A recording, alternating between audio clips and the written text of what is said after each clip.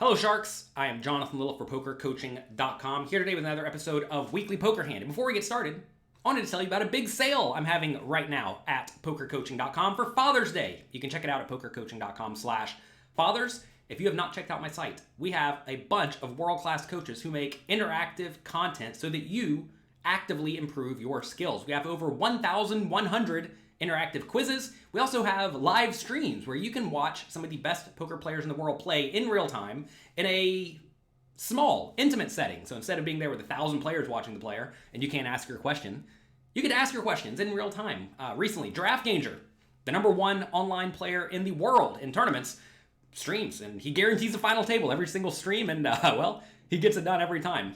So make sure you check that out at PokerCoaching.com/fathers. I want all of you to be the best poker players you can possibly be, so we work hard to give you the tools and resources you need. All right, speaking of PokerCoaching.com, a friend of Poker Coaching, Brad Owen, is here. We are going to be reviewing a hand that he recently played. Brad Owen is the king of video bloggers. He has over 400,000 subscribers. I didn't even know that many people played poker. Good job, Brad. Great work. Super crusher in terms of the video blog game. He lives in Las Vegas and primarily plays cash games. He plays a little bit of tournaments too. He actually played a sit and go with me and a bunch of the poker coaching coaches on Poker Go. It was on Poker After Dark. The episode was titled Lessons Learned. And interestingly enough, I think Brad played amazingly well. The poker gods did not cooperate with him, but he played great. And sometimes when you play great, it just does not go your way. So let's take a look at this hand where maybe the tide will turn for Brad. Let's take a look. Later on, we pick up ace-jack suited in the big blind. Lenny limps in from the hijack. I've seen some other hands it's limped in with, and most of the time they're not great. I've seen some suited connectors, and even some hands like jack-9 offsuit. Since I should be way ahead of its range, I raised to 20. All right, so we're playing 2-5, no limit. We are playing roughly 270 big blinds deep, so very, very deep stacked here. Facing a limp from a player who should have a pretty wide range of junky hands. You definitely want to raise. I would venture to say you could even go a little bit bigger, like 25, maybe even 30. Like if he's just not going to fold, if he's limping the jack-9 offsuit and just calling every time, or ace-7 offsuit, you just want to raise bigger, right? And as long as he will call, you want to find the amount he will call with a bunch of junk. What you do not want to necessarily do is raise so small to the point that, he calls every time, you extract a little bit of value, but you also leave a lot of value on the table. We're raising here because we think we are the favorite, and when we're the favorite, we want to make the pot as big as we reasonably can. You don't want to go too big, though, because then they'll start folding out the ace-7 offsuit that you really want to get action from. Like in this scenario, you don't want to make it $50 over the $5 limp, because then he's just going to fold everything. That said, if he's going to fold everything, could be a pretty sweet play with bluffs, right? Lenny immediately gets chips and calls. We're heads up, out of position. The flop comes 10-9-8 rainbow. We have an open-ended straight draw, 2 overs, and a backdoor flush draw. The problem is that this absolutely smashes Lenny's limp calling range. He could already have a straight, 2-pair, or a set. I'm not going to have any of those holdings when I raise from the big blind. If I wasn't suited, I might have just checked pre-flop. I probably wouldn't have raised with queen-jack, 7-6, or any of the 2-pair combinations. I check here.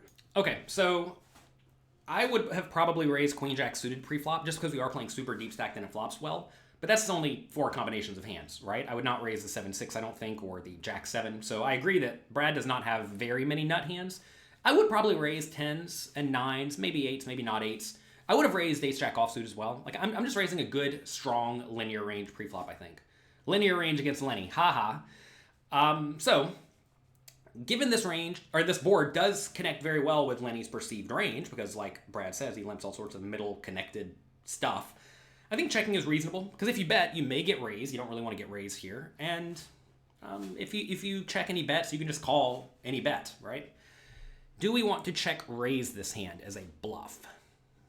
I don't think so. I think it's fine to check call, because if we check raise and then he re-raises us, which he will do sometimes with like 2 pairs and straights and sets, then we have to fold our hand that has a lot of equity, so you don't want that to happen. Lenny bets 40. That's more than I was hoping. Big bet. Not letting my hand go yet, though. I call. Maybe we can drill the straight. The turn is the 4 of clubs. We pick up a flush draw. I check. Lenny still likes his hand. He bets 90. I get the sense that Lenny is really strong, probably too strong for his own good. Luckily, I don't see any rabbits or puppies around. I call. Is that a Of Mice and Men's reference? Of Mice and Men? Brad's a very smart guy. Brad, you're good at the literature. I am not. Okay, facing a $90 bet. Just call again. It's too easy for us to be beat, and we have a lot of really clean outs, right? If any club comes besides, I guess, the 9 or the 8, we love it. And if Lenny does have a strong hand, he's just going to keep betting because usually people are not too afraid of the backdoor flush draw. If we get a straight, that's obviously great too. So I think I like call here. Also, every once in a while, ace high is good. And sometimes your opponent's not going to bluff. Like, for example, say Lenny has king jack in this scenario, or, I mean, who knows what, like ace 7. He may bet the flop and bet the turn, but then just give up on the river, thinking that Brad must have a hand like a 10 or a 9 that's just always going to call. And sometimes this ace high wins. If Brad's hand was a little bit weaker, maybe, I don't know. The problem is it's kind of hard to come up with too many weaker hands given the pre-flop range. Maybe like king jack of clubs, maybe that's a raise. But even then, I would still probably just call it. Because you really don't want to raise and then get shoved, right? Because then you have to fold a hand that has a lot of equity. So I like a call. We drill the river. It's the 9 of clubs. Ooh. We get the backdoor nut flush. The problem is that the board is paired. We're probably okay, but I'm somewhat concerned. I check. Lenny's not slowing down. He grabs a handful of green chips and bets 300. Woohoo! Applying the pressure. All right. In this scenario, we have roughly, we'll call it $800 remaining, maybe $900 remaining in the stacks, okay? So, what do we do with our ace jack of clubs? It's the nut flush, but it's actually not the nuts. In this scenario, do we find a big fold? Do we call? Do we raise the minimum, the 600? Or do we shove it all in for 900? Pause the video and write what you would do in the comment section below.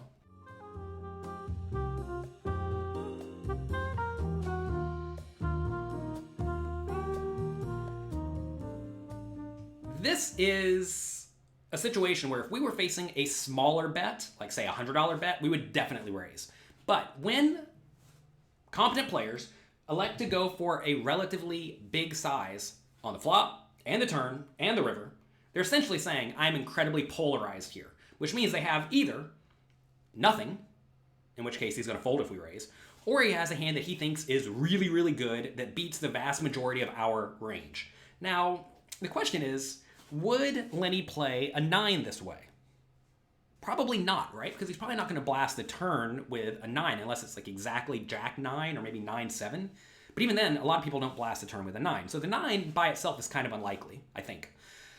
So what else would he be blasting with? He could be blasting with a straight. But if he has a straight and we raise him on the river, he may even find a fold, right? Because it's relatively easy for Brad to have been slow playing a set, or he could have made a flush, right? So I'm not even sure a straight calls a raise, although perhaps it should, especially if it has a queen or the jack of clubs. Obviously it can't have the jack because Brad has it, but it's a scenario where I think a straight is even pretty marginal if you blast it on the river and then still get raised, right? So what's the next best hand he could have? Well, he could have a flush, but notice Brad blocks the flushes left and right with the ace jack of clubs. So full houses. This is a scenario where I really do think, given the way this hand has played out, Lenny either has nothing or a full house. Okay? If he has nothing, he's going to fold to a raise. If he has a full house, he's not going to fold to a raise. So this is a scenario where Brad just has a pretty easy call, I think, despite the fact that he does have the nut flush. Again, it's not the nut flush. I hate that terminology. Why are you calling it the nut flush when there is a literal pair on the board? It's not the nuts. Brad didn't do this. I'm just saying people do this in general. And it's a pet peeve of mine. It's very important to make sure that you speak clearly when you are explaining things that are kind of technical. Otherwise, there's just a lot of confusion. We don't want to be confused. We want to learn and profit together. Speaking of learning and profiting together, make sure you check out pokercoaching.com/fathers. We're having that big Father's Day sale. Do not miss out, please. Okay, just call. Please don't go all in, Brad. It's a pot-sized bet. Just call. I don't love that, but this is the very best hand that I'll ever play this way. I call immediately. Good call. By the way, some people may say, well, if he has a full house or nothing, you should just fold because you lose to the full houses. But no. We absolutely cannot fold this hand. Folding this hand would be egregiously bad. If this was a poker coaching quiz, I would say you get 0 points for folding. Call 10 points, raise any amount, 1 point. And we're pretty much up against the type of hand that I was worried about. Both. Why I just called. Nice one. Nice just call, Brad. Poker gods, again, not smiling on Brad. This is just an unfortunate spot. But notice, Brad did very, very well here to not lose a lot more money. A lot of people just continuation bet the flop. Get raised, can't fold, get a good card on the turn, check, get blasted again, call or raise.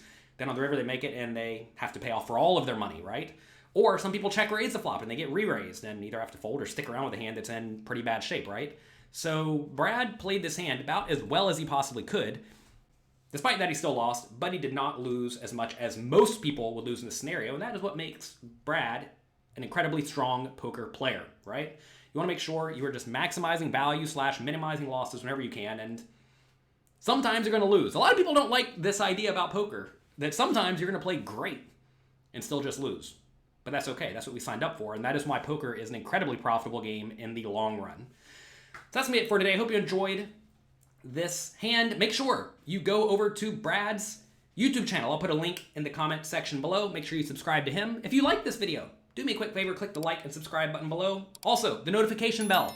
We have lots and lots of content coming out pretty much every day for you here on this YouTube channel, so make sure you subscribe so you don't miss anything. All right, Sharks, that's it for today. Have a great, great week. Thank you for being here. I appreciate you very much, and I'll talk to you next time. What's big, green, and gives you the freedom to do whatever you want? Yeah, it's money. And if you want to start your journey to a big pile of money, click the subscribe button right over here. See you in the next video.